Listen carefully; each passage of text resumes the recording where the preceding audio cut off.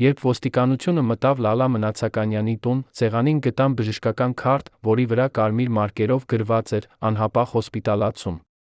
Թրոմբոզի վտանգ»։ Այդ փաստաթուղթը թաքցվել էր 30 տարի։ Բայց ավելի սարսափելին այն էր, որ այդ քարտի ամսաթիվը նախորդում էր նրա վերջին համերգին, երբ նա ժպտում էր հազարավոր երկրպագուների առջ, իսկ նրա մարմինը արդեն իսկ մահվան շեմին էր։ Ո՞վ էր թաքցրել այդ փաստաթուղթը։ Ինչու էին նրան ստիպել բարձրանալ բեմ, գիտենալով, որ յուրաքանչյուր քայլ կարող էր դառնալ վերջինը։ Ո՞վ էր այն մարդը, ով որոշեց, որ շոուն ավելի կարևոր է, քան կյանքը։ Այսօր մենք կպատմենք ճշմարտությունը, որը 20 տարի փակ է եղել ընտանիքի սեյֆում։ Ճշմարտությունը, որը ցույց է տալիս, Լալան չմեռավ պատահականորեն։ Նրան սպանեց լռությունը։ 1996 թվականի ամռանը Երանի օպերայի թատրոնի դահլիճը ծափահարություններից դողում էր։ Լալա Մնացականյանը, 52 տարեկան կին, փայլուն կարմիր զգեստով, կանգնած էր բեմի կենտրոնում, նրա ձայնը լցնում էր յուրաքանչյուր անկյուն այնպիսի ուժով, որ մարդիկ լացում էին առանց ամոթի։ Նրա դեմքը փայլում էր քրտինքից, բայց ժպիտը չէր թուլանում։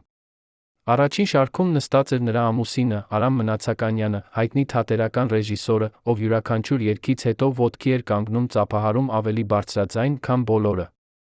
Բայց եթե ուշադիր նայեիք նրա աչքերին, կտեսնեիք ոչ թե հպարտություն, այլ մի տարօրինակ անհանգստություն, որը նա փորձում էր թաքցնել արհեստական ժպտի տակ։ Իսկ եթե նայեիք Լալայի ձեռքերին, կնկատեիք, որ դրանք թեթակի դողում էին, երբ նա բռնում էր միկրոֆոնը։ Սա չէր նյարդայնություն։ Սա էր նախազգուշական ազդանշան, որը բոլորը անտեսեցին։ Համերգից հետո, երբ երկրպագուները սպասում էին հետի մուտքի մոտ, ստորագրություններ ստանալու համար, Լալան նստեց իր հագուստարանում, խնդրեց ջուր։ Նրա գրիմյորուհին, Սիրանուշը, ով աշխատել էր նրա հետ 15 տարի, հետո կպատմի լրագրողներին։ Նրա շնչառությունը անհավասար էր։ Ես հարցրի. «Լավ ես, Լալա ջան»։ Նա ժպտաց ասաց. «Պարզապես հոգնած եմ»։ Բայց ես տեսա, որ նրա շրթունքները մի փոքր կապտավ ունեին։ Ես ուզում էի կանչել շտապ օգնություն, բայց Արամը մտավ ասաց. «Ամեն ինչ կարգին է, պարզապես պետք է հանգստանա»։ Արամը փակեց դուռը, մնաց Լալայի հետ մենակ։ Ինչ-որ մեկը, ով անցնում էր միջանցքով, լսեց բարձրացած ձայներ։ Լալան ասում էր. «Ես չեմ կարող այսպես շարունակել», իսկ Արամը պատասխանում էր. «Դու պետք է»։ Մենք պարտք ունենք։ Որ պարտքի մասին էր խոսքը։ Ո՞ւմ էին նրանք պարտական, որ Լալան պետք է երգեր նույնիսկ այն ժամանակ, երբ նրա մարմինը աղաղակում էր օգնության համար։ Լալա Մնացականյանը ծնվել էր 1944 թվականին Գյումրիում, երաժշտական ընտանիքում։ Նրա հայրը, Գրիգորը, ջութակահար էր, իսկ մայրը, Աստղիկը, երգում էր եկեղեցական երգչախմբում։ Լալան սկսեց երգել նախքան խոսել սովորելը, նրա ձայնը այնքան անսովոր էր, որ հարանները գալիս էին լսելու, երբ նա երգում էր պատշգամբում։ 12 տարեկանում նրան տարան Երանի Կոմիտասի անվան կոնսերվատորիա, որտեղ նրան ընդունեցին առանց քննության, պարզապես լսելով նրա ձայնը։ Դասատուները ասում էին, որ նրա ձայնը ունի հազվագյուտ տիմբր, միաժամանակ թույլ ուժեղ, կարող է փշրել ապակին, միաժամանակ հուզել սիրտը։ Բայց Լալան չէր երազում փառքի մասին։ Նա ուզում էր պարզապես երգել, որովհետև երգելիս զգում էր, որ ապրում է։ 1965 թվականին, երբ Լալան 21 տարեկան էր, նա հանդիպեց Արամ Մնացականյանին։ Նա եկավ կոնսերվատորիա, դերասանուհիներ ընտրելու իր նոր ներկայացման համար, լսեց Լալայի ձայնը միջանցքից։ Նա մտավ դասարան, ասաց. «Դու կերգես իմ ներկայացման մեջ»։ Լալան հրաժարվեց, որովհետև ուզում էր ավարտել ուսումը, բայց Արամը չհեռացավ։ Նա սկսեց գալ ամեն օր, բերել ծաղիկներ, գրել նամակներ։ Նա 25 տարով ավելի մեծ էր, արդեն իսկ հայտնի ռեժիսոր, ամուսնացած, ուներ 2 երեխա։ Բայց նա ասում էր Լալային. «Դու իմ վերջին սերն ես»։ 6 ամիս անց Լալան համաձայնվեց։ Նա թողեց կոնսերվատորիան, երգեց Արամի ներկայացման մեջ, 1 տարի անց նրանք ամուսնացան։ Արամի նախկին կինը Նունեն հրապարակավ անիծեց Լալային, ասաց. «Դու կվճարես այն ամենի համար, ինչ խլել ես ինձնից»։ Այդ անեծքը տարածվեց ամբողջ Երանում, մարդիկ սկսեցին շշնջալ, որ Լալան տնակործ է։ Բայց Լալան չէր հավատում անեծքներին։ Նա հավատում էր սիրուն։ Առաջին 10 տարիները նրանց ամուսնությունը նման էր հեքիաթի։ Արամը դարձրեց Լալային աստղ։ Նա գրեց նրա համար հատուկ ներկայացումներ, որտեղ Լալան երգում էր, խաղում էր գլխավոր դերերը։ Նրանք շրջագայում էին ամբողջ խորհրդային միությամբ, Մոսկվայից մինչ Վլադիվոստոկ, ամենուր Լալայի ձայնը հիացնում էր հանդիսատեսին։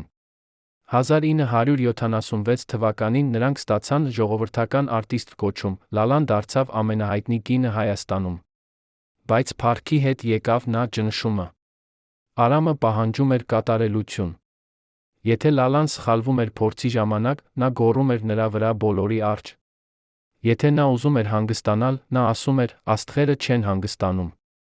Լալան սկսեց ապրել երկու կյանք, բեմի վրա նա էր փայլուն, անհաղթ աստղը, իսկ տանը հոգնած, լուռ կինը, ով վախենում էր սխալվել։ 1986 թվականին Լալայի առողջությունը սկսեց վատանալ։ Նա սկսեց զգալ ցավեր ոտքերում, հատկապես երկար կանգնելուց հետո։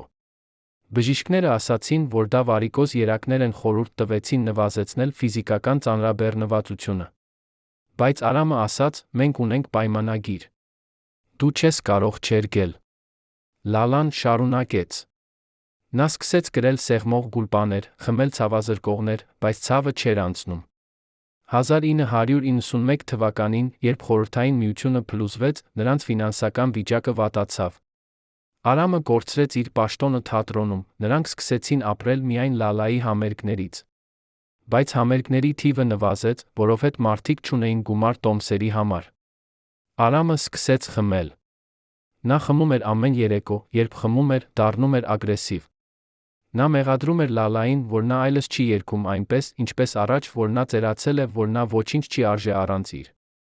Լալան լռում էր, լաց էր լինում գիշերները, երբ Արամը քնած էր լինում։ Բայց ամենավատը դեռ առաջ էր։ 1994 թվականին Լալան զգաց սուր ցավ կրծքավանդակում։ Նա գնաց բժշկի մոտ, նրան ասացին, որ նա ունի թրոմբոֆլեբիտ, երակների բորբոքում, որը կարող է հանգեցնել թրոմբների առաջացմանը։ Բժիշկը գրեց խիստ հանգիստ, դեղորայք արգելեց ցանկացած ֆիզիկական ծանրաբեռնվածություն։ Լալան ցույց տվեց այդ եզրակացությունը Արամին, նա պատռեց այն։ Դու չես կարող դադարել երգել, ասաց նա։ Մենք պարտք ունենք։ Եթե դու չերգես, մենք կորցնենք տունը։ Լալան հարցրեց. ո՞ւմ են նրանք պարտական։ Արամը չպատասխանեց։ Ավելի ուշ Լալայի քույրը Գայանեն կպատմի, որ Արամը վարկ էր վերցրել մի մարդուց, ում անունը ոչ ոք չգիտեր, այդ մարդը պահանջում էր իր գումարը։ Արամը խոստացել էր վճարել համերգներից, բայց համերգները չէին բերում բավարար եկամուտ։ Այդ մարդը սպառնում էր։ Ո՞վ էր նա։ Ինչու էր Արամը վախենում նրանից ավելի, քան իր կնոջ կյանքից։ 1995 թվականի ձմեռը Լալայի վիճակը վատացավ։ Նրա ոտքերը այտուցել էին այնքան, որ նա չէր կարող կրել կոշիկներ։ Նա երգում էր նստած, բայց նույնիսկ դա էր ցավոտ։ Մի օր, համերգից հետո, նա ընկավ բեմի վրա։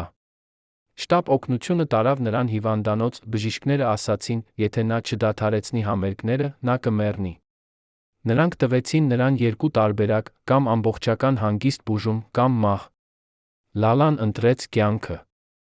Նա ասաց Արամին, որ այլևս չի երգի։ Արամը լաց եղավ։ Նա ծնրադրեց նրա առջ աղաչեց, միայն մեկ համերգ։ Վերջին համերգ։ Մենք կվճարենք պարտքը, կսկսենք նոր կյանք։ Լալան նայեց նրա աչքերին, տեսավ ոչ թե սեր, այլ հուսահատություն։ Նա համաձայնվեց։ Դա էր նրա ամենամեծ սխալը։ Այդ վերջին համերգը նշանակվեց 1996 թվականի հուլիսի 12-ին։ Լալան պատրաստվեց 3 շաբաթ։ Նա խմեց բոլոր դեղերը, որ բժիշկները տվեցին, կրեց սեղմող գուլպաներ, քիչ էր քնում, որովհետև վախենում էր, որ չի արթնանա։ Համերգի օրը նա զարթնեց ցավով։ Նրա ձախ ոտքը այտուցել էր ավելի, քան երբե, նա զգում էր, որ ինչ-որ բան սխալ է։ Նա ասաց Արամին, որ չի կարող երգել։ Արամը բերեց ցավազրկողներ, ասաց՝ միայն 2 ժամ։ Դու կարող ես դիմանալ 2 ժամ։ Լալան խմեց դեղերը, գնաց թատրոն։ Երբ նա մտավ իր հագուստարանը, հայելու մեջ տեսավ մի կին, ում չէր ճանաչում։ Նրա դեմքը գունատ էր, աչքերը խորացած, շրթունքները կապտավուն։ Գրիմյորուհին փորձեց ծածկել այդ ամենը հաստ շերտով 5 շրթներկ, բայց Լալան գիտեր, որ դիմակը չի փրկի նրան։ Համերգը սկսվեց ժամը 7-ին։ Լալան բարձրացավ բեմ, հազարավոր մարդիկ ոտքի կանգնեցին ծափահարելով։ Նա ժպտաց, բայց ներսում զգում էր, որ ինչ-որ բան պատռվում է։ Նա երգեց առաջին երգը, ձայնը դեռ ուժեղ էր։ Նա երգեց երկրորդը, զգաց, որ շնչառությունը դժվարանում է։ Երրորդ երգի կեսին նա զգաց սուր ցավ կրծքավանդակում, որը տարածվեց ձախ ձեռքին։ Նա դադարեց երգել մի վայրկյան, բայց ապա շարունակեց, որովհետև տեսավ Արամին առաջին շարքում, ով նայում էր նրան այնպիսի հայացքով, որը ասում էր՝ դու պետք է շարունակես։ Լալան շարունակեց։ Նա երգեց 4-րդ, 5-րդ, 6-րդ երգերը։ Յուրաքանչյուր նոտայի հետ նա զգում էր, որ կյանքը հեռանում է նրանից, բայց նա չէր կարող դադարել։ Նա խոստացել էր։ Նա պարտք ուներ։ Նա պետք է փրկեր Արամին։ 7-րդ երգի ավարտին Լալան զգաց, որ ոտքերը չեն պահում նրան։ Նա բռնվեց միկրոֆոնի տակից փորձեց մնալ ուղիղ։ Հանդիսատեսը նկատեց, որ ինչ-որ բան սխալ է, ծափահարությունները դադարեցին։ Լալան նայեց Արամին, նրա աչքերը լի էին արցունքներով։ Նա ուզում էր ասել «ներիր», բայց փոխարենը ժպտաց ասաց. «Վերջին երգը նվիրում եմ ձեզ, իմ սիրելի հանդիսատեսներ»։ Նա սկսեց երգել «Իմ Հայաստանի» երգը, որը նա երգել էր իր առաջին համերգում։ Նրա ձայնը դողում էր, բայց այնքան գեղեցիկ էր, որ մարդիկ սկսեցին լալ։ Երբ նա հասավ վերջին նոտային, նա զգաց, որ ինչ-որ բան պայթում է նրա կրծքավանդակում։ Նա ավարտեց երգը, ծափահարությունները պայթեցին, Լալան ընկավ։ Արամը վազեց բեմ։ Նա բարձրացրեց Լալային իր գրկերում աղաղակեց. «Շտապ օգնություն»։ Բայց շտապ օգնությունը ուշացավ։ Երբ նրանք հասան, Լալայի սիրտը դադարել էր զարկել։ Նրանք փորձեցին վերակենդանացնել նրան 15 րոպե, բայց ապարդյուն։ Լալա Մնացականյանը մահացավ 1996 թվականի հուլիսի 12-ին, ժամը 9:33-ին բեմի վրա, հազարավոր մարդկանց աչքի առջ։ Նրա վերջին խոսքերը, որոնք լսեց գրիմյորուհին, երբ նա տանում էին հագուստարան, եղան՝ ասա Արամին, որ ես սիրում եմ նրան։ Բայց արդյոք Արամը արժանի էր այդ սիրուն։ Արդյոք նա սիրում էր Լալային, թե օգտագործում էր նրան։ Ինչու էր նա ստիպել նրան երգել, գիտենալով, որ դա կսպանի նրան։ Թաղումից հետո Արամը անհետացավ։ Նա չհայտնվեց մի շաբաթ, երբ վերադարձավ, նա էր այլ մարդ։ Նա չէր խոսում, չէր լալիս, պարզապես նստում էր Լալայի լուսանկարի առջ նայում էր։ Մի ամիս անց նա մահացավ սրտի կաթվածից։ Մարդիկ ասացին, որ նա մեռավ մեղքից։ Բայց ճշմարտությունը ավելի բարդ էր։ Լալայի քույրը Գայանեն գտավ Արամի սեղանի դարակում մի նամակ, որը գրված էր Լալայի մահից 2 օր առաջ։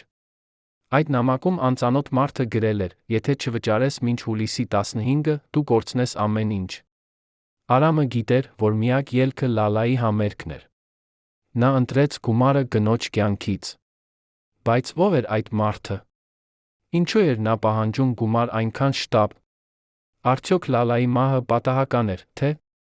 ինչ-որ մեկը ուզում էր, որ նա մեռնի։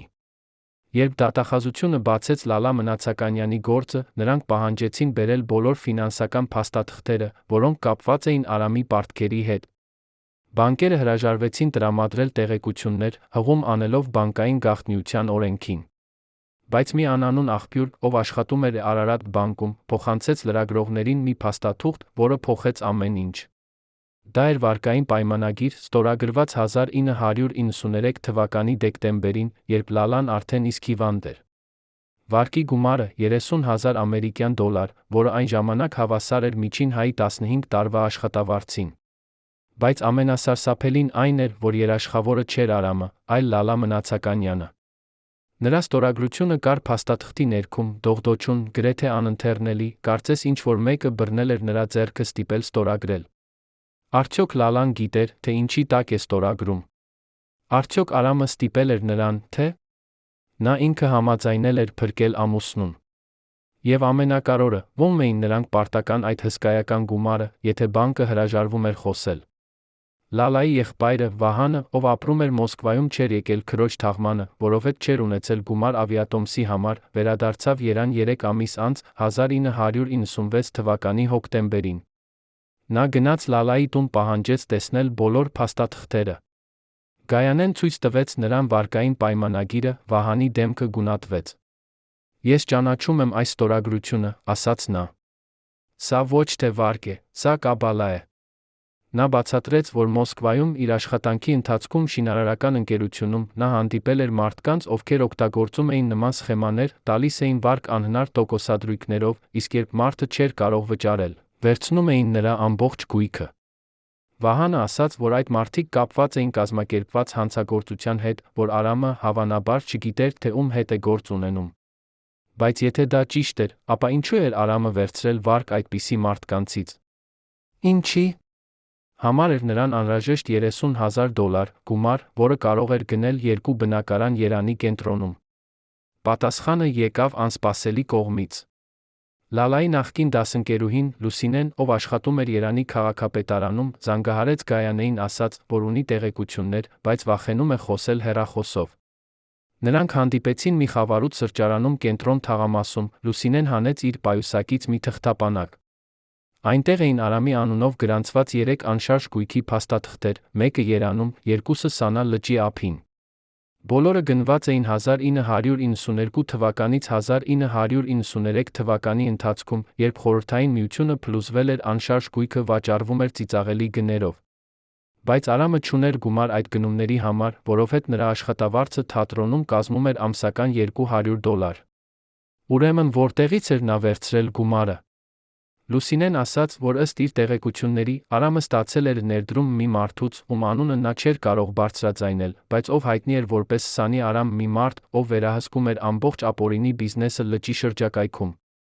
Այդ մարդը տվել էր Արամին գումար անշարժ գույք գնելու համար, իսկ դիմաց Արամը պետք է թույլ տար օգտագործել այդ տները որպես հանգստի վայրեր իր գործընկերների համար։ Ինչպիսին էին այդ հանգստի վայրերը։ Ինչ էր կատարվում այնտեղ, որ Արամը համաձայնվեց վաճառել իր հոգին։ Վահանը որոշեց գնալ Սան տեսնել այդ տները։ Նա վերցրեց Գայանեին, նրանք ճանապարհ ընկան մի մռայլ նոյեմբերյան առավոտ։ Առաջին տունը գտնվում էր Ծաղկաձոր գյուղում, փոքրիկ, քարե շինություն, լճից 100 մետր հեռավորության վրա։ Դուռը փակ էր, բայց պատուհանները կոտրված։ Նրանք մտան, ներս տեսան այն, ինչը սառեցրեց նրանց արյունը։ Պատերը ծածկված էին կարմիր թավշով, հատակին էին բաց բարձր դատարկ շամպայնի շշեր, իսկ անկյունում մի փոքրիկ սեղան, որի վրա դեռ կային խաղաքարտեր, դատարկ ծխախոտի տուփեր։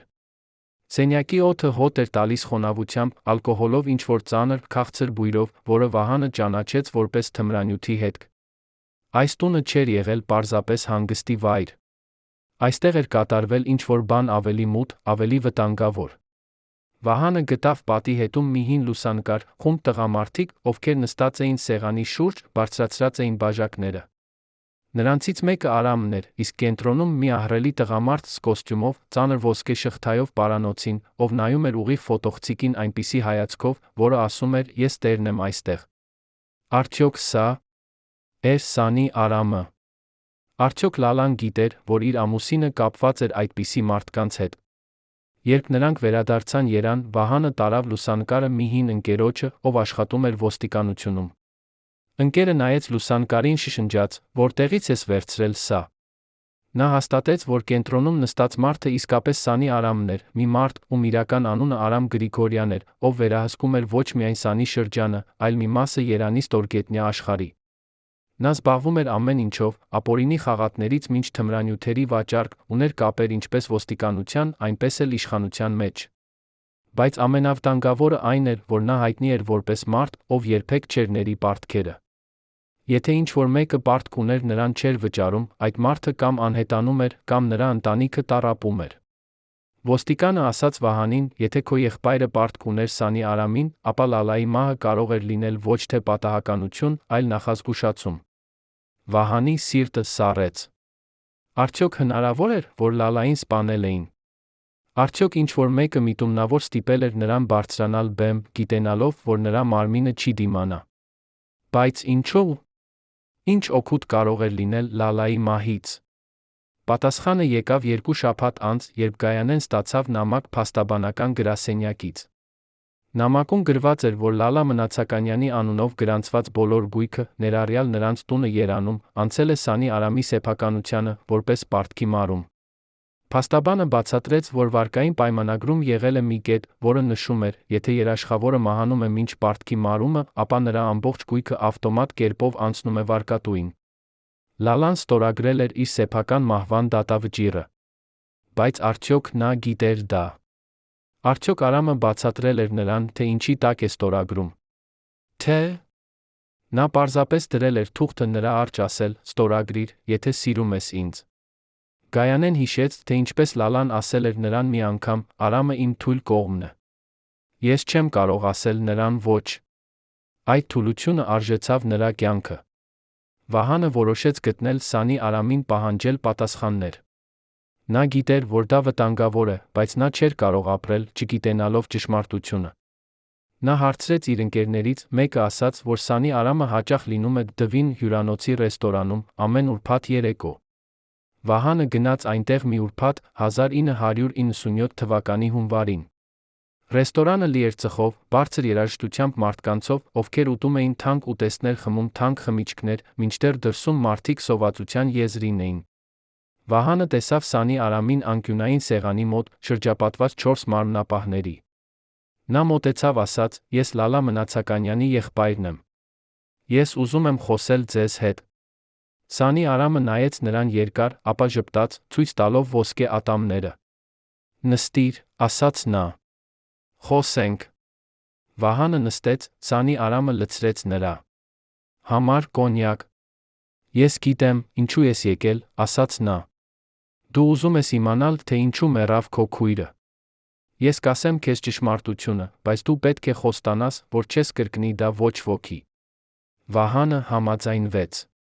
Սանի Արամը խմեց իր կոնյակը, սկսեց պատմել։ Նա ասաց, որ Արամ Մնացականյանը եկել էր նրա մոտ 1992 թվականին, պահանջելով գումար անշարժ գույք գնելու համար։ Սանի Արամը տվել էր նրան գումար, բայց դիմաց պահանջել, որ Արամը թույլ տա օգտագործել իր կապերը թատրոնում մշակույթի ոլորտում, լվանալու գումար։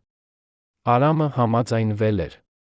Նրանք կազմակերպել էին բարեգործական համերգներ, որտեղ Լալան երգում էր, իսկ հավաքված գումարը գնում էր Սանի Արամի գրպան։ Բայց 1993 թվականին Արամը սկսել էր խաղալ քարտով, ռուլետով, ամեն ինչով։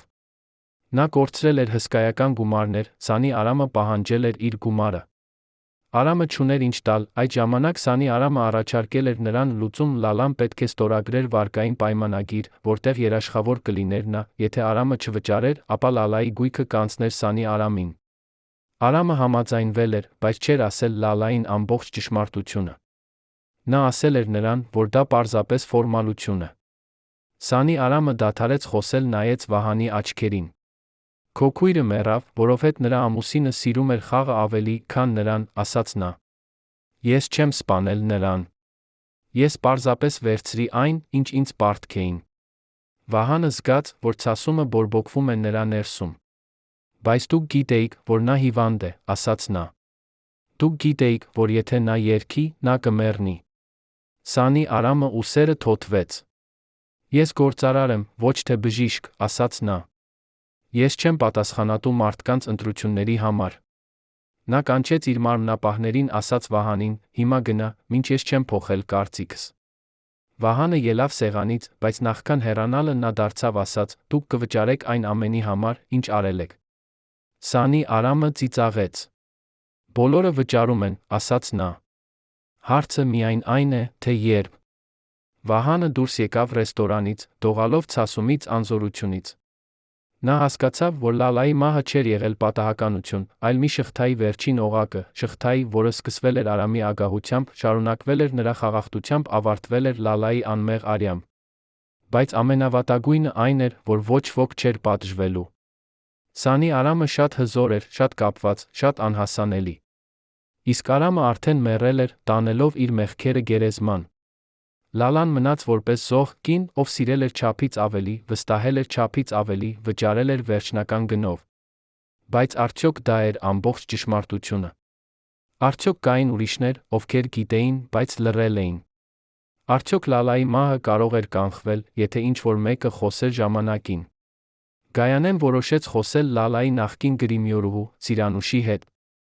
Նրանք հանդիպեցին Լալայի տանը, Ծիրանուշը բերեց իր հետ մի հին տետր, Լալայի անձնական օրագիրը, որը նա գտել էր հագուստարանում համերգից հետո պահել էր այդ ամբողջ ժամանակը։ Գայանեն բացեց օրագիրը, սկսեց կարդալ։ Լալան գրել էր ամեն օր, իր մտքերը, իր վախերը, իր երազները։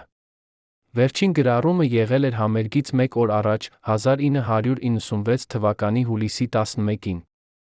Այնտեղ գրված էր. «Վաղը ես կերքեմ վերջին անգամ։ Ես գիտեմ, որ իմ մարմինը չի դիմանա, բայց ես չունեմ այլ ընտրություն։ Արամը ասում է, որ եթե ես չերքեմ, մենք կորցնենք ամեն ինչ։ Բայց ես արդեն իսկ կորցրել եմ ամենակարևորը, իմ առողջությունը, իմ երջանկությունը, իմ ինքնահարգանքը։ Ես դարձել եմ մի մարդ, ում չեմ ճանաչում։ Ես երգում եմ ոչ թե սիրուց, այլ վախից։ Վախից, որ Արամը կթողնի ինձ, վախից, որ մենք կդառնանք փողոցում, վախից, որ ես կդառնամ անօգուտ։ Բայց ամենամեծ վախս այն է, որ ես կմեռնեմ բեմի վրա, մարդիկ կհիշեն ինձ ոչ թե որպես երգչուհի, այլ որպես ողբերգություն։ Աստված, եթե դու գոյություն ունես, ների՛ր ինձ այն ամենի համար, ինչ ես չկարողացա անել։ Ների՛ր Արամին, որովհետև նա չգիտի, թե ինչ է անում։ Եվ եթե ես չարթնանամ վաղը, գիտեք, որ ես սիրել եմ ձեզ բոլորիդ։ Գայանեն փակեց օրագիրը արցունքներով։ Լալան գիտեր։ Նա գիտեր, որ կմեռնի, բայց նա ընտրեց բարձրանալ բեմ, որովհետև սիրում էր Արամին ավելի, քան ինքն իրեն։ Սա չէր թուլություն, սա էր ինքնազոհողություն։ Բայց արդյոք Արամը արժանի էր այդ զոհողությանը։ Արդյոք նա երբ է հասկացել էր, թե ինչ էր կորցրել։ Սիրանուշը ասաց Գայանեին, Լալան միշտ ասում էր, որ սերը պահանջում է զոհողություններ։ Բայց նա երբեք չասաց, որ սերը պահանջում է կյանք։ Նրանք նստեցին լռության մեջ, երկուսն էլ մտածելով այն կնոջ մասին, ով տվել էր ամեն ինչ, ստացել էր միայն մահ։ Բայց պատմությունը դեռ չէր ավարտվել։ Դեռ կային գաղտնիքներ, որոնք սպասում էին բացահայտման։ Դեռ կային մարդիկ, ովքեր գիտեին ճշմարտությունը, բայց վախենում էին խոսել։ Եվ դեռ կար մի հարց, որը տանջում էր բոլորին, արդյոք Լալայի մահը կարող էր կանխվել, եթե ինչ-որ մեկը ունենար քաջություն ասելու ոչ։ Երբ Երանի կենտրոնական հիվանդանոցի արխիվից հանեցին Լալա Մնացականյանի բժշկական քարտը, բժիշկները հրաժարվեցին մեկնաբանել այն, հղում անելով բժշկական գաղտնիության օրենքին։ Բայց մի ավագ բուժքույր, ով աշխատել էր այնտեղ 30 տարի, հիշում էր Լալային, փսփսաց Գայանեի ականջին, գիշերները, երբ ես լվանում էի նրա սպիտակեղենը վերջին հոսպիտալացումից հետո, ես տեսնում էի արյան հետքեր, որոնք չէին լվացվում նույնիսկ ամենաուժեղ լվացող միջոցներով։ Նրա մարմինը արդեն իսկ քայքայվում էր ներսից, բայց նա ժպտում էր ասում, ամեն ինչ կարգին է, պարզապես մի փոքր հոգնած եմ։ Բուժքույրը հանեց իր գրպանից մի փոքրիկ թղթի կտոր, բժշկական նշում, որը գրված էր դողդոջուն ձեռագրով։ Այնտեղ կարդում էր. հիվանդը մերժում է ընդունել իրականությունը։ Երբ ես ասացի նրան, որ յուրաքանչյուր ֆիզիկական ծանրաբեռնվածություն կարող է հանգեցնել անմիջական վտանգի, նա հարցրեց, իսկ եթե ես պարզապես 2 ժամ կանգնեմ, դա վտանգավոր է։ Ես պատասխանեցի, այո, շատ վտանգավոր։ Նա լաց եղավ ասաց, ուրեմն ես արդեն մեռած եմ, որովհետև ես չեմ կարող չկանգնել։ Ո՞վ էր այդ բժիշկը, ով գրել էր այդ սարսափելի խոստովանությունը։ Ինչու էր նա թույլ տվել Լալային հեռանալ հիվանդանոցից, գիտենալով, որ նա գնում է դեպի իր մահը։ Արդյոք ինչ-որ մեկը ճնշում էր գործադրել նրա վրա, թե՞ նա պարզապես վախեցել էր կորցնել իր աշխատանքը։ Վահանը գտավ այդ բժիշկին, Դավիթ Հարությունյանին, ով այժմ թոշակի էր գնացել, ապրում էր Աբովյան քաղաքում, փոքրիկ տանը, որը շրջապատված էր խոտաբույսերով։ Երբ Վահանը հարցրեց նրան Լալայի մասին, ծերունու աչքերը լցվեցին արցունքներով։ Ես մեղավոր եմ նրա մահվան մեջ, ասաց նա դողացող ձայնով։ Ես գիտեի, որ նա չպետք է բարձրանար բեմ, բայց ես չկարողացա արգելել նրան։ Նա պատմեց, որ 1996 թվականի հունիսին, ամիս առաջ վերջին համերգից, Լալան եկել էր նրա մոտ, գաղտնի զննման համար։ Նա չուզում էր, որ Արամը իմանար, որովհետև վախենում էր, որ նա կստիպի նրան շարունակել երգել։ Դավիթը զննել էր նրան սարսափել։ Լալայի ոտքերը այտուցել էին այնքան, որ մաշկը փայլում էր, պատրաստ էր պայթել։ Երակները նման էին կապույտ օձերի, որոնք փորձում էին դուրս գալ մաշկից։ Նրա սիրտը աշխատում էր անհավասար, իսկ թթվածնի մակարդակը արյան մեջ էր վտանգավոր ցածր։ Դավիթը ասել էր նրան, դուք պետք է անմիջապես դադարեցնեք ցանկացած ակտիվություն, սկսեք ինտենսիվ բուժում։ Հակառակ դեպքում, ձեր մարմինը կարող է ձախողվել ցանկացած պահի։ Լալան լսել էր լռությամբ, ապա հարցրել, եթե ես երգեմ մեկ անգամ, ինչքան ժամանակ ես կապրեմ։ Դավիթը չէր ուզում պատասխանել, բայց Լալան պնդել էր։ 2 ժամ, ասել էր նա վերջապես։ Եթե դուք կանգնեք երգեք 2 ժամ, ձեր սիրտը կարող է դադարել զարկել ցանկացած վայրկյանի։ Լալան նստել էր լռությամբ մի քանի րոպե, ապա ժպտացել ասել. «Շնորհակալություն, բժիշկ։ Դուք ասացիք ինձ այն, ինչ ես պետք է իմանայի»։ Նա վերցրել էր իր պայուսակը պատրաստվել հեռանալ, բայց Դավիթը բռնել էր նրա ձեռքից։ «Խնդրում եմ, մի արեք դա», աղաչել էր նա։ «Ձեր կյանքը ավելի արժեքավոր է, քան ցանկացած համերգ»։ Լալան նայել էր նրա աչքերին ասել. «Բժիշկ ջան, դուք չեք հասկանում։ Ես ապրել եմ ամբողջ կյանքս բեմի համար։ Եթե ես չերկեմ, ես արդեն մեռած եմ։ Գոնե թող ես մեռնեմ անելով այն, ինչ սիրում եմ»։ Նա հեռացել էր, Դավիթը երբեք այլս չէր տեսել նրան կենդանի։ Բայց ամենավատագույնը եղել էր այն, որ 2 օր անց, երբ Դավիթը եկել էր հիվանդանոց, նրան կանչել էր տնօրենը ասել. «Դուք չպետք է խոսեք Լալա Մնացականյանի առողջական վիճակի մասին ոչ ոքի հետ։ Եթե ինչ-որ մեկը հարցնի, դուք պետք է ասեք, որ նա լիովին առողջ է»։ Դավիթը հարցրել էր, ինչու, տնօրենը պատասխանել էր, որովհետև կան մարդիկ, ովքեր շահագրգռված են, որ այդ համերգը տեղի ունենա։ Եվ այդ մարդիկ շատ ազդեցիկ են։ Դավիթը հասկացել էր, որ խոսքը Սանի Արամի մասին է, վախեցել։ Նա լռել էր, այդ լռությունը սպանել էր Լալային։ Վահանը լսեց այս ամենը զգաց, որ ցասումը փոխարինվում է խորը տխրությամբ։ Լալան չէր եղել պարզապես զոհ։ Նա եղել էր գերի մի համակարգի, որը արժորում էր գումարը ավելի, քան կյանքը, որը պահանջում էր շոուն նույնիսկ այն գնով, որ մարդը պետք է մեռներ բեմի վրա։ Բայց ո՞վ էին այդ ազդեցիկ մարդիկ, ովքեր ճնշում էին գործադրել հիվանդանոցի տնօրենի վրա։ Արդյոք Սանի Արամը միակն էր, թե՞ կային ուրիշներ, ավելի բարձր, ավելի հզոր, ովքեր շահագրգռված էին Լալայի մահվամբ։ Դավիթը ասաց Վահանին. «Ես չգիտեմ բոլոր անունները, բայց ես գիտեմ, որ այդ համերգի տոմսերը վաճառվել էին նախապես 2 ամիս առաջ, գումարը, հսկայական գումար, արդեն իսկ բաշխված էր մարդկանց մեջ, ովքեր սպասում էին իրենց բաժինը։ Եթե համերգը չլիներ, այդ մարդիկ կկորցնեին իրենց ներդրումը։ Եվ նրանք չէին ուզում կորցնել»։ Արդյոք Լալայի կյանքը դարձել էր պարզապես ֆինանսական գործարք, ներդրում, որը պետք է տար շահույթ, անկախ հետանքներից։ Գայանեն որոշեց գտնել այն մարդկանց, ովքեր գնել էին տոմսեր այդ վերջին համերգի համար։ Նա գնաց օպերայի թատրոնի արխիվ, պահանջեց տեսնել տոմսերի վաճառքի ցուցակները։ Սկզբում նրան հրաժարվեցին, բայց երբ նա բացատրեց, որ նա Լալայի քույրն է, ուզում է պարզապես հասկանալ, թե ովքեր էին նրա վերջին երկրպագուները, աշխատակիցը գթած ցույց տվեց նրան մի հաստ գիրք, լի անուններով, հասցեներով։ Գայանեն սկսեց թերթել էջերը, նկատեց մի տարօրինակ բան։ Տոմսերի մեծ մասը, ավելի քան 100 հատ, գնված էին մեկ անձի անունով՝ Արշակ Սարգսյան։ Այդ անունը ծանոթ էր Գայանեին, բայց նա չէր կարող հիշել, թե որտեղից։ Նա վերցրեց ցուցակը, գնաց տուն, որտեղ Վահանը սկսեց հետազոտել այդ անունը։ 2 օր անց նա գտավ պատասխանը։ Արշակ Սարգսյանը եղել էր Երանի քաղաքապետարանի մշակույթի վարչության պետը, մարդ, ով վերահսկում էր բոլոր մշակութային միջոցառումները քաղաքում, ուներ կապեր ինչպես իշխանության, այնպես էլ ստորգետնյա աշխարհի հետ։ Նա եղել էր Սանի Արամի գործընկերը, ըստ որոշ աղբյուրների, նրա գործերի կարգավորիչը, մարդը, ով ապահովում էր, որ ոստիկանությունը, իշխանությունները չխանգարեն Սանի Արամի բիզնեսին։ Վահանը գտավ Արշակ Սարգսյանի հասցեն, գնաց նրա տուն, մի շքեղ առանձնատուն կենտրոն թաղամասում, որը շրջապատված էր բարձր պատերով, պահպանվում էր անվտանգության ծառայության կողմից։ Երբ Վահանը զանգեց դռան զանգին, դուրս եկավ մի երիտասարդ մարմնապահ, հարցրեց. «Ինչ է ուզում»։ Վահանը ասաց, որ ուզում է խոսել պարոն Սարգսյանի հետ Լալա Մնացականյանի մասին։ Մարմնապահը մտավ ներս, 5 րոպե անց վերադարձավ, ասելով, որ պարոն Սարգսյանը չի ցանկանում հանդիպել։ Բայց Վահանը չհեռացավ։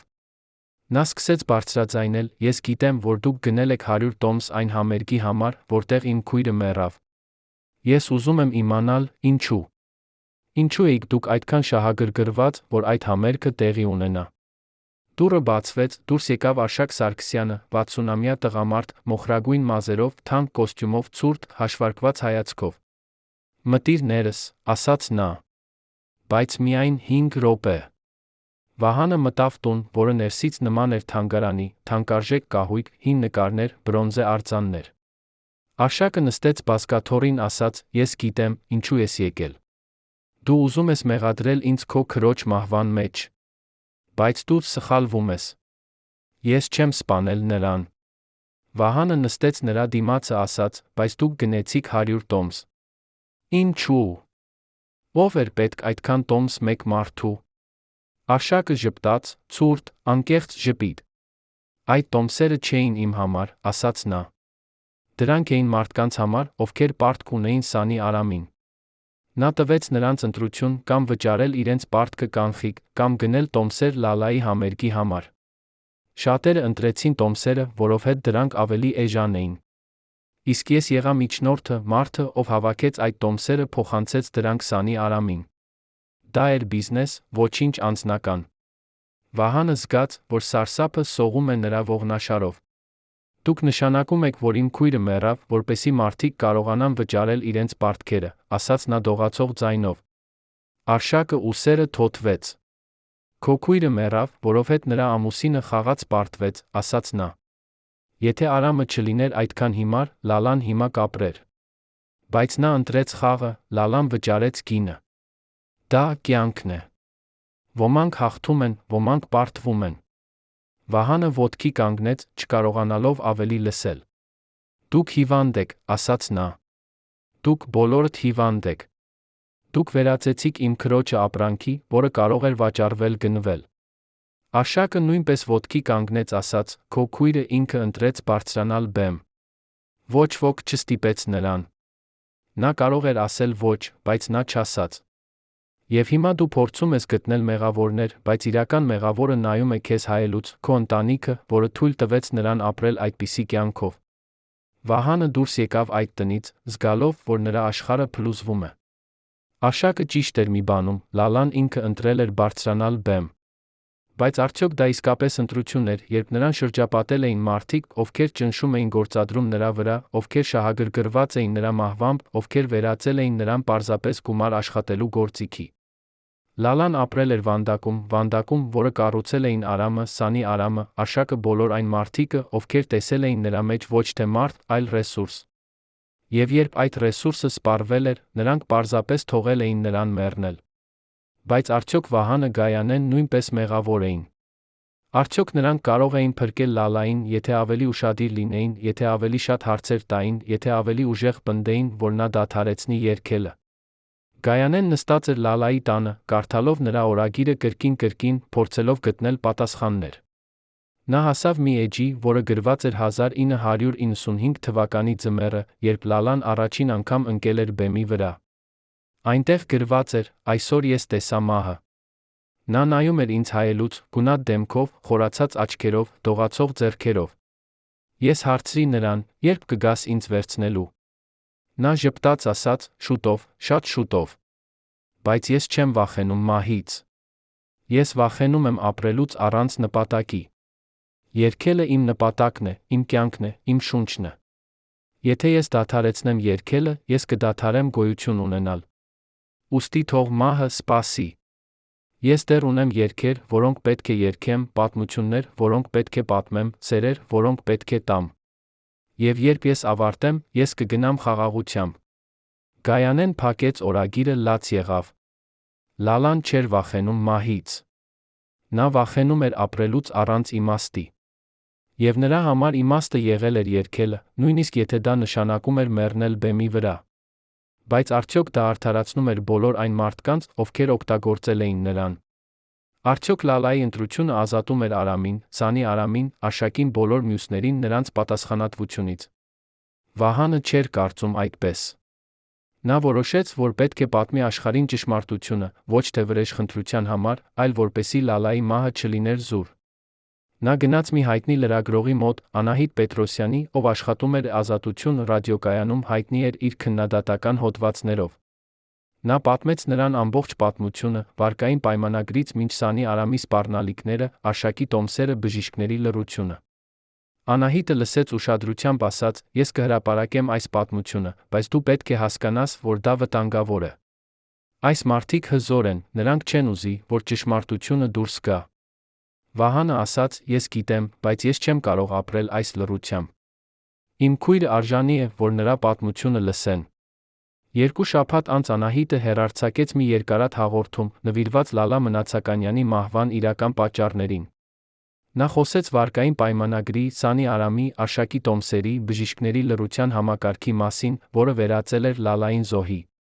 Հաղորդումը ցնցեց Հայաստանը։ Մարդիկ սկսեցին խոսել, բողոքել, պահանջել արդարություն։ Բայց իշխանությունները լռեցին։ Սանի Արամը Արշակը հրաժարվեցին մեկնաբանել։ Իսկ հիվանդանոցի տնօրենը հայտարարեց, որ բոլոր մեղադրանքները անհիմն են, որ Լալա Մնացականյանը մեռել է բնական պատճառներով։ Վահանը հասկացավ, որ համակարգը շատ ուժեղ է, շատ խորը արմատացած, որպեսզի մեկ հաղորդումը կարողանա փոխել ինչ-որ բան։ Բայց գոնե հիմա մարդիկ գիտեին ճշմարտությունը։ Գոնե հիմա Լալայի անունը չէր կապված միայն նրա մահվան հետ, այլ նրա պայքարի հետ, պայքարի համակարգի դեմ, որը ուտում էր իր զավակներին։ Բայց պատմությունը դեռ չէր ավարտվել։ Մի ամիս անց Վահանը ստացավ անանուն նամակ։ Այնտեղ գրված էր. եթե ուզում ես իմանալ ամբողջ ճշմարտությունը, գնա Սան Ծաղկաձոր գյուղ, երկրորդ տուն։ Այնտեղ կգտնես այն, ինչ փնտրում ես։ Վահանը վարանեց։ Արդյոք դա թակարդ էր, թե՞ իսկապես ինչ-որ մեկը ուզում էր օգնել նրան։ Նա որոշեց գնալ, բայց վերցրեց Գայանեին մի ընկերոջը, անվտանգության համար։ Նրանք հասան Ծաղկաձոր մի ցուրտ դեկտեմբերյան օրը։ Երկրորդ տունը նման էր առաջինին, քարե, հին, լքված։ Բայց երբ նրանք մտան ներս, տեսան, որ այս տունը տարբեր էր։ Պատերը ծածկված էին լուսանկարներով, լուսանկարներ Լալայի, Արամի, Սանի Արամի, Արշակի տասնյակ այլ մարդկանց, ում Վահանը չէր ճանաչում։ Սեղանի վրա էր մի հաստ թղթապանակ, լի փաստաթղթերով, պայմանագրերով, նամակներով։ Վահանը սկսեց կարդալ, հասկացավ, որ այս տունը եղել էր Սանի Արամի արխիվը, վայրը, որտեղ նա պահում էր բոլոր իր գործարքների ապացույցները։ Փաստաթղթերի մեջ Վահանը գտավ մի նամակ, որը գրված էր Արամ Մնացականյանի ձեռքով, հասցեագրված Սանի Արամին։ Այնտեղ գրված էր. «Սիրելի Արամ, ես գիտեմ, որ ես ձեզ պարտք եմ, ես խոստանում եմ վճարել։ Բայց խնդրում եմ, մի ստիպեք Լալային երգել։ Նա հիվանդ է, ես վախենում եմ, որ նա կմեռնի։ Տվեք ինձ ավելի շատ ժամանակ, ես կգտնեմ այլ ճանապարհ վճարելու»։ Սանի Արամի պատասխանը գրված էր կարմիր մարկերով. «Ժամանակ չկա։ Համերգը պետք է լինի։ Եթե Լալան չերգի, դու կորցնես ամեն ինչ»։ Վահանը զգաց, որ ցասումը կրկին բորբոքվում է նրա ներսում։ Արամը փորձել էր փրկել Լալային, բայց Սանի Արամը չէր թույլ տվել։ Նա պահանջել էր համերգը, անկախ հետանքներից։ Բայց ինչու՞։ Ինչու էր այդ համերգը այդքան կարևոր նրա համար։ Պատասխանը եկավ հաջորդ փաստաթղթից, մի պայմանագիր, որը ցույց էր տալիս, որ Սանի Արամը գումար էր վերցրել ավելի մեծ մարդուց, ում անունը Վահանը ճանաչեց որպես բարձրաստիճան պաշտոնյայի։ Այդ մարդը պահանջում էր իր գումարը, Սանի Արամը պետք է վճարեր մինչ հուլիսի 15-ը։ Լալայի համերգը եղել էր նրա միակ հույսը վճարել այդ պարտքը։ Եվ երբ Լալան մեռավ, Սանի Արամը վերցրեց նրա գույքը, վաճառեց այն, վճարելու իր սեփական պարտքը։ Լալայի կյանքը եղել էր պարզապես մի օղակ շղթայում, որը սկսվել էր ագահությամբ, ավարտվել էր մահվամբ։ Գայանեն նստեց հատակին, լաց եղավ։ Նա մեռավ ուրիշների պարտքերի համար, ասաց նա։ Նա տվեց իր կյանքը, որպեսզի մարդիկ, ում նույնիսկ չէր ճանաչում, կարողանան վճարել իրենց պարտքերը։ Վահանը գրկեց քրոջը, ասաց. «Բայց մենք չենք թույլ տա, որ նրա զոհողությունը մոռացվի։ Մենք կպատմենք աշխարհին, թե ինչ իսկապես կատարվեց։ Եվ մենք կպայքարենք, որպեսզի այլ Լալաներ չմեռնեն այսպես»։ Նրանք վերցրեցին բոլոր փաստաթղթերը, վերադարձան Երան։ Վահանը տարավ դրանք Անահիտ Պետրոսյանին, նա հրապարակեց երկրորդ հաղորդում, ավելի մանրամասն, ավելի ցնցող։ Այս անգամ իշխանությունները չկարողացան լռել։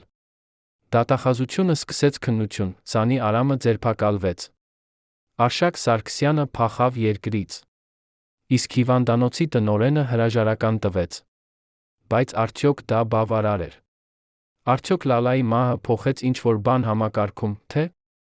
պարզապես մեկ այլ սկանդալ էր, որը շուտով կմոռացվեր։ Վահանը, Գայանեն գիտեին, որ իրական փոփոխությունը պահանջում է ավելին, քան մի քանի ձերբակալություններ։ Դա պահանջում է, որ մարդիկ փոխեն իրենց մտածելակերպը, որ նրանք դադարեն տեսնել արտիստներին որպես ապրանք, սկսեն տեսնել նրանց որպես մարդիկ, ովքեր ունեն իրավունք ապրելու, սիրելու, սխալվելու, մերժելու։ Բայց արդյոք Հայաստանը պատրաստ էր այդ փոփոխությանը։ Արդյոք Լալայի պատմությունը կդառնար դաս, թե՞ պարզապես ողբերգություն, որը կրկնվեր կրկին։ Երբ Սանի Արամի փաստաբանները բերեցին դատարան մի փաստաթուղթ, որը պետք է ազատեր նրան բանտից, դատավորը մերժեց նույնիսկ նայել դրան։ Բայց մի շաբաթ անց այդ նույն դատավորը հանկարծ փոխեց որոշումը, հայտարարեց, որ Սանի Արամը կարող է ազատվել երաշխիքի դիմաց։ Երաշխիքի գումարը $50,000 ամերիկյան դոլար վճարվեց անանուն կանխիկ 1 ժամվա ընթացքում։ Վահանը, ով ներկա էր դատարանում, տեսավ, թե ինչպես դատավորը ստացավ հեռախոսազանգ դատական նիստի ընդմիջման ժամանակ, երբ վերադարձավ, նրա դեմքը գունատ էր, ձեռքերը դողում էին, իսկ ձայնը անվստահ։ Ո՞վ էր զանգահարել այդ դատավորին։ Ինչ էին ասել նրան, որ նա այդքան արագ փոխեց իր որոշումը։ Վահանը փորձեց մոտենալ դատավորին դատական նիստից հետո, բայց անվտանգության ծառայությունը արգելափակեց նրան։ Դատավորը հեռացավ հետի դռնով, Վահանը երբեք այլս չտեսավ նրան։ 2 ամիս անց այդ դատավորը հրաժարական տվեց, տեղափոխվեց Ռուսաստան, իբր անձնական պատճառներով։ Բայց Վահանի ընկերը, ով աշխատում էր դատական համակարգում, շշնջաց նրան, այդ դատավորը ստացավ սպառնալիք։ Նրան ասացին, որ եթե նա չազատի Սանի Արամին, նրա ընտանիքը տառապելու է։ Համակարգը պաշտպանում էր իր սեփականներին, Լալայի արդարությունը կրկին թաղվեց լռության տակ։ Սանի Արամը ազատվեց բանտից 1997 թվականի մարտին անմիջապես անհետացավ։ Ոչ ոք չգիտեր, թե որտեղ է նա, ոմանք ասում էին, որ նա գնացել է Ռուսաստան, ուրիշներ, որ նա թաքնվել է Իրանում, երրորդները, որ նա երբեք չի հեռացել Հայաստանից, պարզապես ապրում է ստվերում, շարունակելով վերահսկել իր բիզնեսը հեռվից։ Վահանը փորձեց գտնել նրան, հարցրեց իր բոլոր կապերին, վճարեց գումար տեղեկատվության համար, նույնիսկ գնաց Սան խոսեց տեղացիների հետ, բայց ոչ ոք ոչինչ չգիտեր կամ վախենում էր խոսել։ Մի ծերունի, ով ապրում էր Ծաղկաձոր գյուղում, ճանաչում էր Սանի Արամին 30 տարի, ասաց Վահանին, տղաս, դու փնտրում ես ուրվականի։ Այդ մարդը ունի 100 դեմք 1000 անուն։ Նա կարող է լինել ցանկացած տեղ, ոչ մի տեղ միաժամանակ։ Եթե նա չի ուզում, որ գտնեն նրան, ոչ ոք չի գտնի։ Բայց ծերունին ավելացրեց մի բան, որը սառեցրեց Վահանի արյունը, բայց նա միշտ վերադառնում է։ Նման մարդիկ չեն կարող ապրել առանց իշխանության։ Սպասիր, նա կհայտնվի։ Ծերունին ճիշտ էր։ 1998 թվականի աշնանը, երբ Հայաստանը դեռ տառապում էր տնտեսական ճգնաժամից, Սանի Արամը վերադարձավ։ Նա չվերադարձավ Սան, այլ Երան, այս անգամ նա ավելի զգույշ էր, ավելի թաքնված։ Նա բացեց միջիրավաբանական գրասենյակ Կենտրոն թաղամասում, որը, ըստ պաշտոնական փաստաթղթերի, զբաղվում էր անշարժ գույքի գործարքներով։ Բայց իրականում այդ գրասենյակը եղավ նրա նոր հարթակը, լվանալու գումար, վերահսկելու ապօրինի բիզնեսը, շարունակելու այն, ինչ նա միշտ արել էր։ Վահանը իմացավ այդ մասին Անահիտ Պետրոսյանից, ով շարունակում էր հետել Սանի Արամի հետքերին։ Նա ասաց Վահանին, նա վերադարձել է, բայց այս անգամ նա ավելի հզոր է։ Նա ունի նոր կապեր, նոր գործընկերներ, նոր պաշտպանություն։ Եթե դու փորձես հասնել նրան, դու կտառապես։ Բայց Վահանը չէր կարող թողնել։ Նա որոշեց, որ եթե իրավական համակարգը չի կարող պատժել Սանի Արամին, ապա նա կգտնի այլ ճանապարհ։ Նա սկսեց հավաքել ապացույցներ, ոչ թե դատարանի համար, այլ հանրության համար։ Նա խոսեց Լալայի նախկին գործընկերների, երկրպագուների, բժիշկների հետ։ Նա գտավ մարդկանց, ովքեր տուժել էին Սանի Արամից, մարդիկ, ովքեր կորցրել էին իրենց տները, իրենց բիզնեսները, իրենց ընտանիքները նրա պատճառով։ Նա ձայնագրեց նրանց պատմությունները, տվեց Անահիտին։ 1999 թվականի ձմեռը Անահիտը հեռարձակեց մի շարք հաղորդումներ, նվիրված Սանի Արամի հանցավոր կայսրությանը։ Հաղորդումները ցնցեցին Հայաստանը կրկին։ Մարդիկ դուրս եկան փողոցներ, պահանջելով արդարություն, պահանջելով, որ Սանի Արամը ձերբակալվի, դատվի։ Բայց իշխանությունները կրկին լռեցին։ Դատախազությունը հայտարարեց, որ քննությունը շարունակվում է, բայց ոչ ոք չհավատաց դրան։ Մի գիշեր, երբ Վահանը վերադառնում էր տուն Անահիտի հետ հանդիպումից, նրան հետեցին 2 տղամարդ մոտորով, հագուստներով, դիմակներով։ Նրանք չխոսեցին, պարզապես մոտեցան, հարվածեցին Վահանին երկաթե ձողով, ոտքերին, ձեռքերին, կողերին։ Վահանը ընկավ գետնին, նրանք շարունակեցին հարվածել, մինչ նա կորցրեց գիտակցությունը։ Երբ նա արթնացավ հիվանդանոցում, բժիշկները ասացին, որ նա ունի 3 կոտրված կող, կոտրված ձախ ձեռք, ուղեղի թեթ կարկատում։ Բայց ամենավատագույնը եղավ այն, որ նրա գրպանում գտան մի նոտ՝ «Դադարիր փնտրել անցյալը։ Հաջորդ անգամ կլինի վերջինը»։ Վահանը հասկացավ, որ Սանի Արամը ուղարկել էր նրան նախազգուշացում։ Նա կարող էր շարունակել ռիսկի ենթարկել իր կյանքը, կամ կարող էր դադարել ապրել խաղաղությամբ։ Բայց ինչպես կարող էր նա ապրել խաղաղությամբ, գիտենալով, որ Լալայի սպանողները ազատ են շարունակում են ոչնչացնել այլ կյանքներ։ Գայանեն եկավ հիվանդանոց, աղաչեց Վահանին, խնդրում եմ, դադարիր։ Մենք արդեն կորցրել ենք Լալային։ Ես չեմ ուզում կորցնել քեզ էլ։ Վահանը նայեց քրոջ աչքերին, տեսավ վախը, հոգնածությունը, անհուսությունը։ Նա հասկացավ, որ Գայանեն ճիշտ է։ Նրանք չէին կարող պայքարել համակարգի դեմ, որը ավելի հզոր էր, քան նրանք երբեք պատկերացրել էին։ Նա համաձայնվեց դադարեցնել իր հետաքննությունը, բայց միայն մեկ պայմանով՝ նա կգրի գիրք Լալայի մասին, գիրք, որը կպատմի ամբողջ ճշմարտությունը, կպահպանի նրա հիշատակը։ Գայանեն համաձայնվեց, Վահանը սկսեց գրել։ Նա գրեց 2 տարի, օգտագործելով բոլոր փաստաթղթերը, հարցազրույցները, օրագրերը, որոնք նա հավաքել էր։ Գիրքը կոչվեց «Լալա, կինը, ով երգեց մինչ մահ», այն հրատարակվեց 1999 թվականի աշնանը։ Գիրքը դարձավ բեսթսելեր։ Մարդիկ կարդացին այն, լացին, ցասումեցին, հարցեր տվեցին։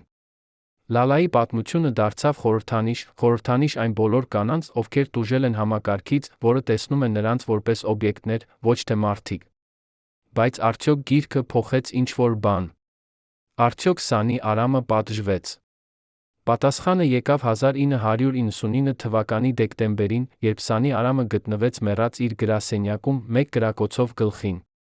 Ոստիկանությունը հայտարարեց, որ դա ինքնասպանություն է, բայց ոչ ոք չհավատաց։ Սանի Արամը չէր այն մարդը, ով կինքնասպանվեր։ Նա սպանվել էր, բայց ո՞վ էր սպանել նրան։ Արդյոք դա էր վրեժ, մեկից, ում նա վնասել էր, թե՞ դա էր մաքրում ինչ-որ մեկից, ով ուզում էր ջնջել իր հետքերը։ Վահանը երբեք չիմացավ ճշմարտությունը, բայց նա զգաց տարօրինակ թեթություն։ Սանի Արամը մեռավ, թե դա չէր բերում Լալային հետ, գոնե նա այլևս չէր կարող վնասել ուրիշներին։ Բայց Արշակ Սարգսյանը, մյուս մեղավորը, դեռ ազատ էր։ Նա ապրում էր Մոսկվայում, շքեղ բնակարանում, վայելում էր իր հարստությունը, որը վաստակել էր ուրիշների տառապանքներից։ Վահանը փորձեց գտնել նրան, բայց Արշակը շատ լավ էր պաշտպանված։ Նա ուներ ռուսական քաղաքացիություն, ուներ կապեր ռուսական իշխանությունների հետ, Հայաստանը չէր կարող հասնել նրան։ Վահանը հասկացավ, որ Արշակը երբեք չի պատժվի, գոնե ոչ այս կյանքում։ Բայց նա հասկացավ, որ արդարությունը ոչ միշտ է գալիս դատարաններից։ Երբեմն արդարությունը գալիս է պատմությունից, երբ մարդիկ հիշում են, ով եղել է հերոսը, ով չարագործը։ Լալայի անունը կմնար որպես հերոսի անուն, իսկ Արշակի անունը որպես նրա, ով դավաճանեց, փախավ։ 2000 թվականին Վահանը Գայանեն կազմակերպեցին Լալայի հիշատակին նվիրված համերգ, օպերայի թատրոնում, նույն բեմում, որտեղ նա մեռավ։ Համերգին եկան հարյուրավոր մարդիկ, Լալայի երկրպագուներ, գործընկերներ, ընկերներ, ընտանիք։ Նրանք երգեցին Լալայի սիրելի երգերը, պատմեցին նրա մասին պատմություններ, լացին, ծիծաղեցին, հիշելով այն կնոջը, ով տվել էր իր կյանքը արվեստի համար։ Բեմի վրա դրված էր Լալայի մեծ լուսանկարը, նրա ամենագեղեցիկ պահից, երբ նա երգում էր, աչքերը փակ, ժպիտը անկեղծ, ձայնը լի կյանքով։ Համերգի վերջում Վահանը բարձրացավ բեմ, ասաց. «Լալան մեռավ, բայց նրա ձայնը կապրի հավերժ»։ Նա սովորեցրեց մեզ, որ սերը պահանջում է զոհողություններ, բայց նա, որ մենք պետք է պաշտպանենք նրանց, ում սիրում ենք, նույնիսկ եթե դա նշանակում է ասել ոչ։ Լալան չկարողացավ ասել ոչ, բայց մենք կարող ենք։ Եվ մենք պետք է, որպեսզի նրա զոհողությունը չլինի զուր։ Համերգից հետո Գայանեն Վահանը գնացին Լալայի գերեզման, Կոմիտասի Պանթեոնում, որտեղ թաղված էին Հայաստանի ամենամեծ արտիստները։ Նրանք դրեցին ծաղիկներ գերեզմանի վրա, նստեցին լռությամբ, հիշելով այն կնոջը, ով եղել էր նրանց քույրը, մայրը, ընկերուհին, հերոսուհին։ Գայանեն ասաց. «Արդյոք նա գիտեր, որ մենք այսքան կսիրենք նրան նույնիսկ նրա մահից հետո»։ Վահանը պատասխանեց. «Նա միշտ գիտեր։ Լալան ապրեց սիրո համար, մեռավ սիրո համար։ Եվ այդ սերը երբեք չի մեռնի»։ Նրանք նստեցին այնտեղ մինչ մութը, երբ Պանթեոնի դռները փակվեցին, նրանք ստիպված եղան հեռանալ։ Բայց նախքան հեռանալը Վահանը դարձավ, նայեց Լալայի գերեզմանին վերջին անգամ։ Գերեզմանակարի վրա գրված էր. Լալա Մնացականյան, 1944-1996։ Նա երգեց մինչ վերջին շունչը։ Լալա Մնացականյանի մահից հետո անցան տարիներ, բայց նրա պատմությունը չմոռացվեց։ Նրա գիրքը դարձավ դասագիրք համալսարաններում, ուսումնասիրելով, թե ինչպես համակարգը կարող է ոչնչացնել անհատին։ Նրա երգերը շարունակեցին հնչել ռադիոյում, հեռուստատեսությունում, համերգներում։ Իսկ նրա անունը դարձավ խորհրդանիշ դիմադրության, զոհողության, անսասան սիրո։ Բայց ամենակարևորը այն էր, որ Լալայի պատմությունը փոխեց մարդկանց մտածելակերպը։ Մարդիկ սկսեցին հարցեր տալ, արդյոք արժե՞։ Փառքը, եթե դա նշանակում է կորցնել քո կյանքը։ Արդյոք արժե՞։ Սերը, եթե դա նշանակում է զոհել քո առողջությունը։ Արդյոք արժե՞։ Լռությունը, եթե դա նշանակում է, որ ուրիշները կտառապեն։ 2012 թվականին, 16 տարի Լալայի մահից հետո, Հայաստանի կառավարությունը հաստատեց նոր օրենք արտիստների իրավունքների պաշտպանության մասին։ Օրենքը պահանջում էր, որ բոլոր արտիստները ունենան բժշկական ապահովագրություն, որ նրանք չեն կարող ստիպվել աշխատել, եթե նրանց առողջությունը վտանգի տակ է, որ նրանք ունեն իրավունք մերժել ցանկացած պայմանագիր, որը վտանգում է նրանց բարեկեցությունը։ Օրենքը կոչվեց Լալայի օրենք, երբ այն ստորագրվեց, Վահանը Գայանեն ներկա էին արարողությանը։ Վարչապետը ասաց, այս օրենքը նվիրված է Լալա Մնացականյանին, կնոջը, ով մեռավ, որպեսզի ուրիշները կարողանան ապրել։ Մենք երբեք չենք մոռանա նրա զոհողությունը, մենք երաշխավորում ենք, որ ոչ մի արտիստ այլևս չի տառապի այնպես, ինչպես նա տառապեց։ Բայց արդյոք օրենքը բավարար էր։ Արդյոք համակարգը իսկապես փոխվել էր, թե՞ պարզապես ավելացել էր մի թուղթ, որը կարող էր անտեսվել։ Վահանը գիտեր, որ իրական փոփոխությունը չի գալիս օրենքներից, այլ մարդկանց սրտերից։ Եվ նա հուսով էր, որ Լալայի պատմությունը հպել էր բավականաչափ սրտերի, որպեսզի փոփոխությունը իրական լիներ։ Նա գիտեր, որ դեռ կային Սանի Արամներ, Արշակ Սարգսյաններ, համակարգեր, որոնք շահագործում էին թույլերին։ Բայց նա գիտեր, որ դեռ կային Վահաններ, Գայանեներ, Անահիտներ, մարդիկ, ովքեր պայքարում էին արդարության համար, ովքեր չէին լռում, ովքեր հիշում էին։ 2020 թվականին, երբ աշխարհը փակվեց համաճարակի պատճառով, Վահանը նստեց իր տանը, կրկին բացեց Լալայի օրագիրը։ Նա կարդաց վերջին էջը, այն էջը, որը գրված էր համերգից մեկ օր առաջ, կրկին լաց եղավ։ Բայց այս անգամ նրա արցունքները չէին միայն տխրության։ Դրանք էին նա հպարտության արցունքներ, հպարտություն այն կնոջ համար, ով ընտրեց սերը վախից, ով ընտրեց երգելը լռությունից, ով ընտրեց տալը վերցնելուց։ Լալան չէր կատարյալ։ Նա սխալներ էր թույլ տվել, թույլ էր եղել, վախեցել էր։